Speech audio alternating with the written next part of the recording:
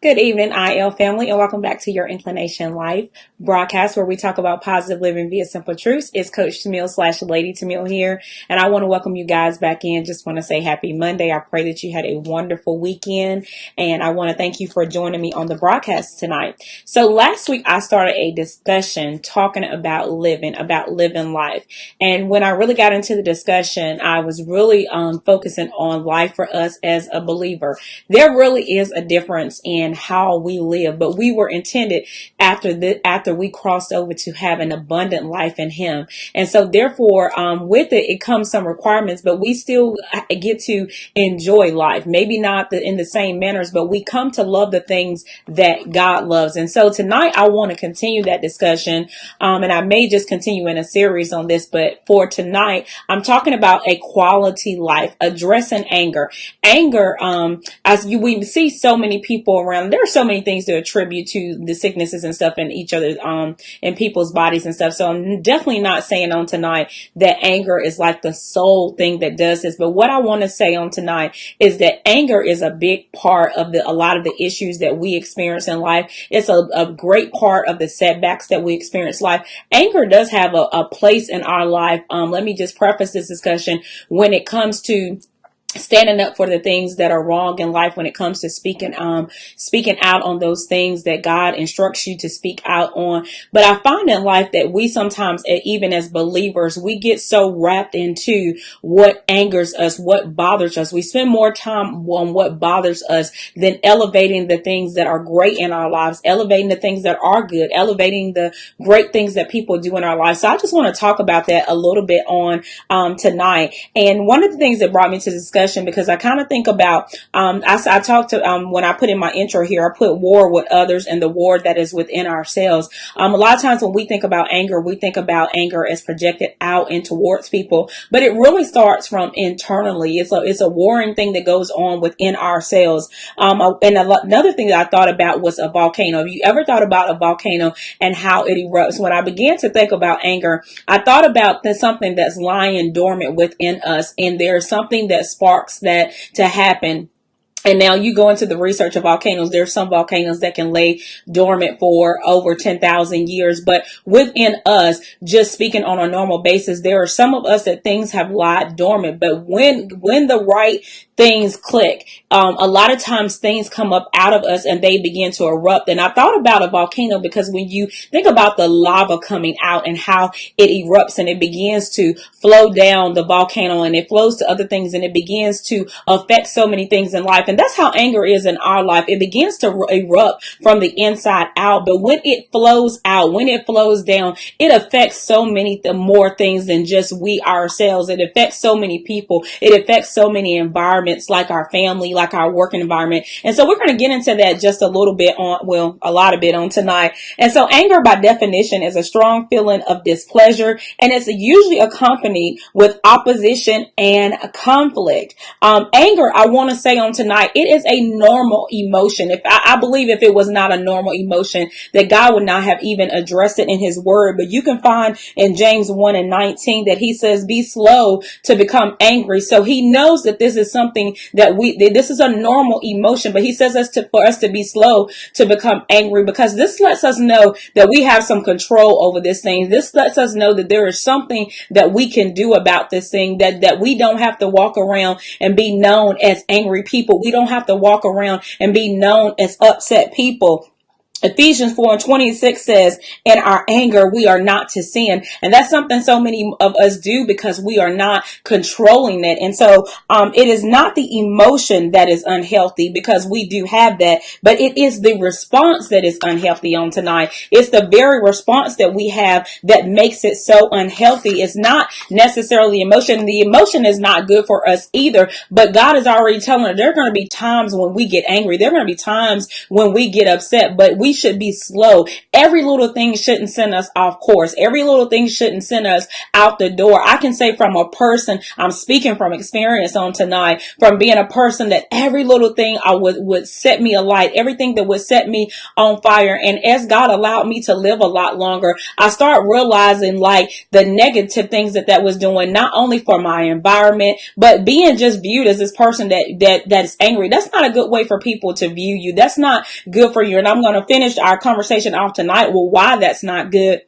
But not only that, but it's also what you're doing to yourself internally. I always tell people that when you get angry, you just think about what your body does. It's like you can feel the eruption going up. You can feel your head begin to open up and expand. Sometimes headaches come on. You can feel the stress that is in your body. And so we want to control that on tonight. And so our actions are out and against generally when we become angry.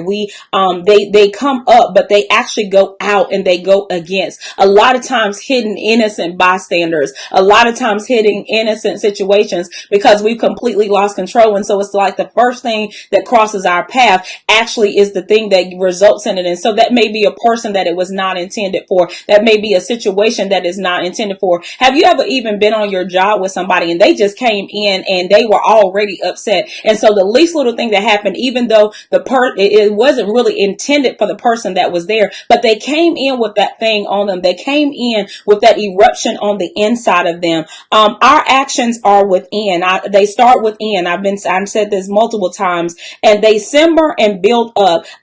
We should not have to be careful not to allow it to take root and to grow. And so the thing about this is, there are going to be things in your life that, like as I said earlier, that are going to bother you. They're going to plague you. They're going to bother you to a point where they begin to take up your mind space. Sometimes, there are going to be times in life where you are wronged in life. Most of us who've lived long enough, you've been wronged at some point in life. But the point is, you are responsible for your response. You are responsible for not allowing this thing to take root in your life and begin to grow. When someone has wronged you, you really have to go to God and have to ask God to help you. Because if not, there is a root that begins to grow on the inside of you. And all of a sudden, this thing begins to erupt and it begins to come up. And a lot of times it comes out in the wrong way. And so we have to be very careful about that. I put here, we have to address it, but we've got to do it properly.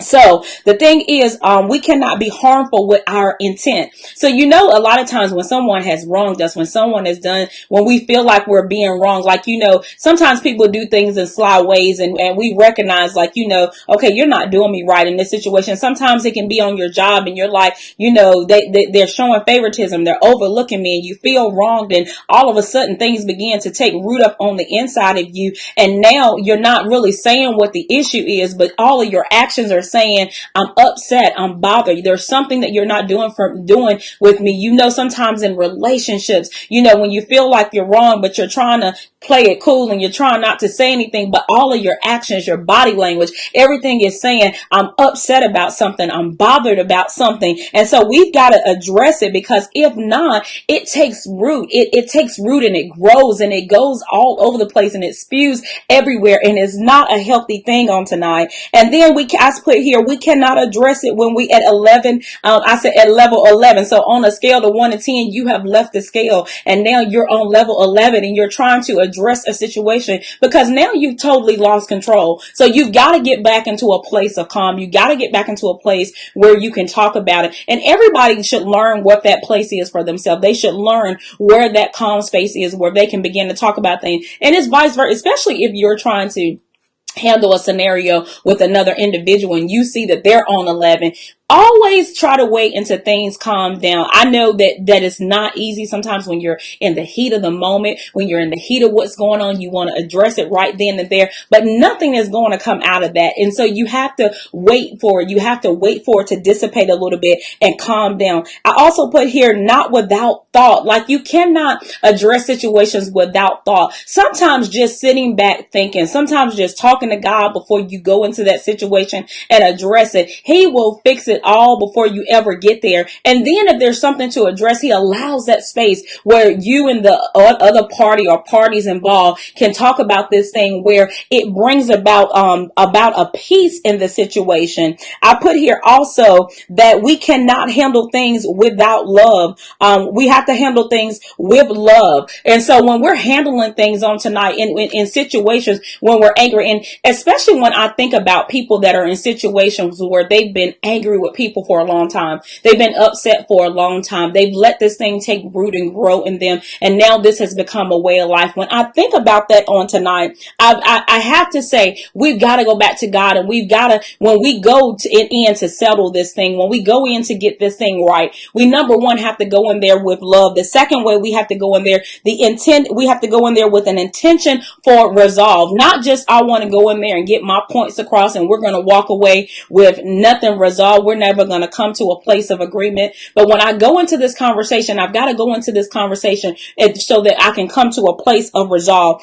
And the last thing I put here is that we've got to be peace-minded. And this is even when no matter what environment you're in. I don't care if this is in your home, in your families, amongst your church family. I don't care if this is amongst your friends or at work or whatever. Whenever conflict comes, we've got to go in there. We're going to live a quality life. We've got to go in there with a loving mindset. We've got to go in there with an intention that we're going to arrive at a resolution. And a resolution does not necessarily mean that everybody walks away and shares your opinion, but it does mean that we come to some type of resolve where this thing is finished, and we're not gonna revisit this. We're not gonna keep living off of this once again. The other thing is that we have to come in there, and we have to come in there peace-minded. Our goal is to be peacemakers, and that's not always easy, because for most of us, that is not our normal nature. And so it takes a push for us to begin to do that. The next thing that I put here is that we've got to study the core of our very own anger. And this is where I say you own the outcome. That is like one of my hashtags. Hashtag own the outcome. You got to own it on tonight. You cannot blame anybody else for your actions. You can blame them for what it is that they do, but your response, you are responsible for it.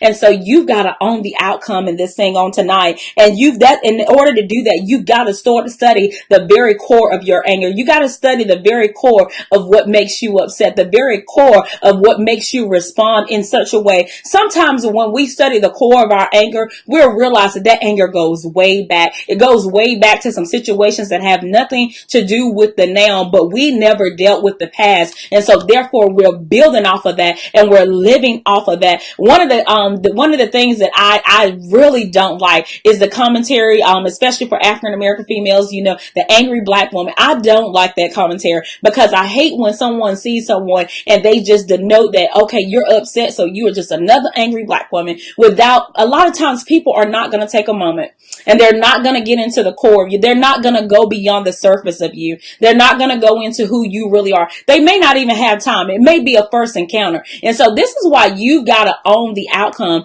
because you've got to own who it is that you are. Because sometimes the very person that you throw that thing out that day may be the very person that's in your life that's going to be a game changer in your life. They may be the very connection that you need on that day, and you can't afford for them to see you in the wrong light. You can't afford for them to walk away because they don't want to take the time to get beneath the surface, because they're like, oh, I can't handle that, or I don't want to deal with that. I know a lot of people, especially as I'm blessed to be in my 40s now, I've talked to a lot of people that are a little older than me, and they've gotten to this place where they're like, look, I don't have time for conflict. I don't want to argue all the time. I don't want to be around people that argue all the time and have problems all the time. Sometimes in our younger age, we're more open to things like that. But the wiser that we get, especially when we get wiser in God, we realize that this is not the way of life. This is not quality life. This is not life in Him. And so therefore, we've got to push ourselves to own the outcome of that thing. You do not have to respond in the same way that you are addressed. And so I put here,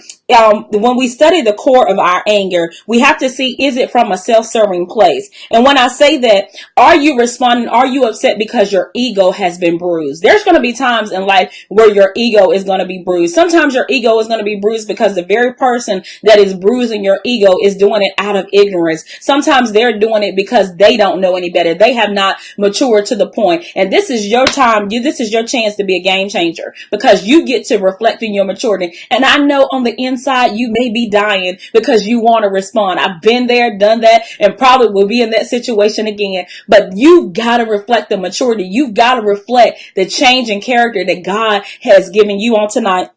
So when they bruise your ego, ask God to help you and say, okay, God, please help me not to respond in this situation in a way that's not going to be a good reflection on you, not a good reflection on who I am, because I am a new person in you and I don't have to respond like that. I don't have to feel like I've got to set every single record straight, but I got to respond in love, because this might be the person that I'm supposed to witness to on today. This may be in the person in my family that needs me to, say that right thing on today. The other thing is, you have, when you're looking at whether it's from a self-serving place, is what am I upset because my opinion was not heard or it was not received? A lot of times we get upset. One thing that I teach about a lot is a lot of times we're angry at people just because they didn't do what we wanted them to do. And I always say with adults, they get they get the option to do whatever it is that they like to do. God gives them that type of free will. And so it's insanity to walk around all the time mad at adults that are going to walk their own path, that are going to walk things their own way, that are going to do things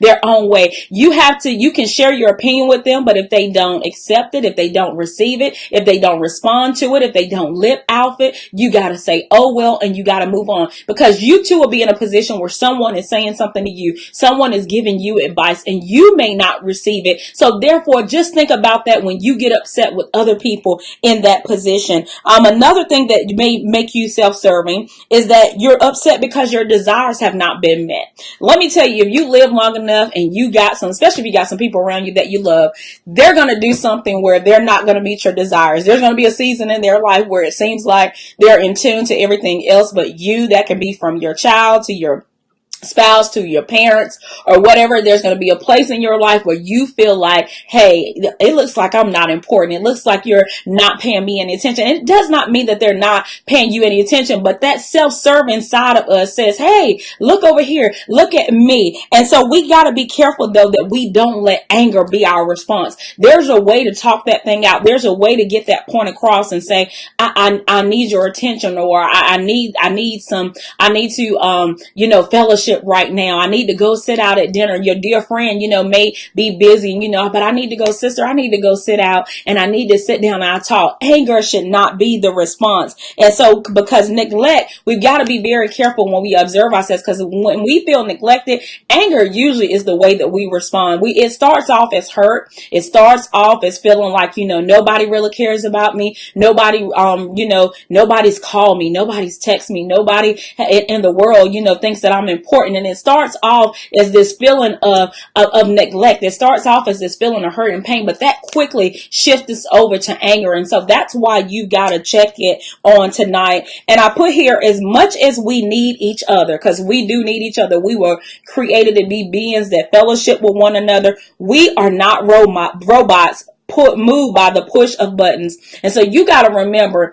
that you can't just hit a button and a person say everything that you want them to say, do everything that you want them to do, or a situation goes exactly the way that you want it every single time.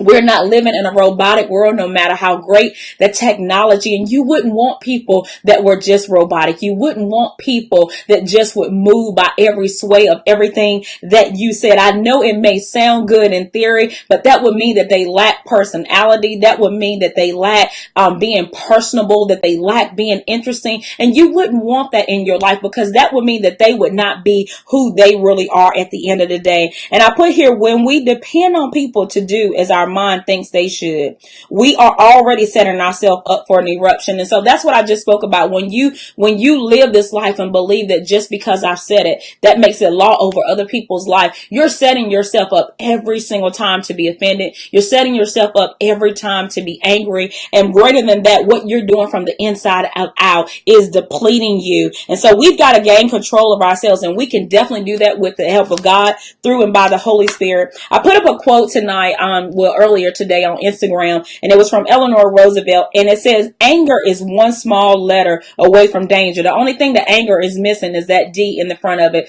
because anger is a very, very dangerous place to go. It's a very dangerous place to live off of. It is a very unhealthy place to be. And I put here because, one, it stifles us. It deprives us of true life. If you think about when you get angry, think about the mind space that it takes up. And when I say the mind space, I mean it overtakes your thoughts. It stifles you to the point that you're just sitting there festering in that thing. You become unproductive because now you cannot focus on things that will be more productive. You enjoy life less because even if you're trying to go out and enjoy something, you're usually doing it from a place of, yeah, I'm going to show somebody that, I'm enjoying life. I'm going to show them that I don't need. And that is not a healthy place to do things from. The other thing that it does is it sucks up our time. As I said, it takes up your very time. It stresses our mind and our body. It stresses your mind and your body. I'm going to say that one more time. It stresses your mind and your body, and you don't want to do that.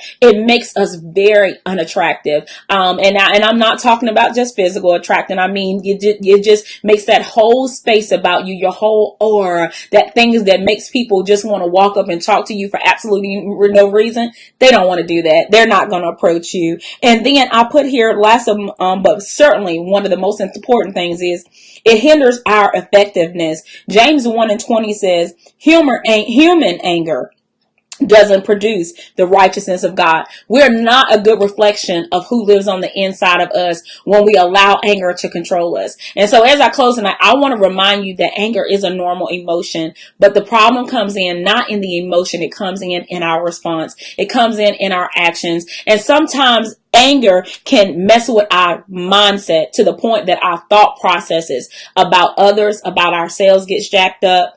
Anger can do so much. So don't let anger be that volcano in your life that begins to take root and is laying dormant in there, and all of a sudden the wrong thing hits it. It clicks and it begins to erupt and it begins to spill out and it begins to tear up so many things in your life, like your relationships, your surroundings. It gets to the point where when a volcano is active, nobody wants to be around it.